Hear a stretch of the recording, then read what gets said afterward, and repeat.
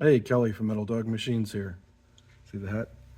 So, a lot of people have been complaining about not being able to enter their vehicles using their factory keyless.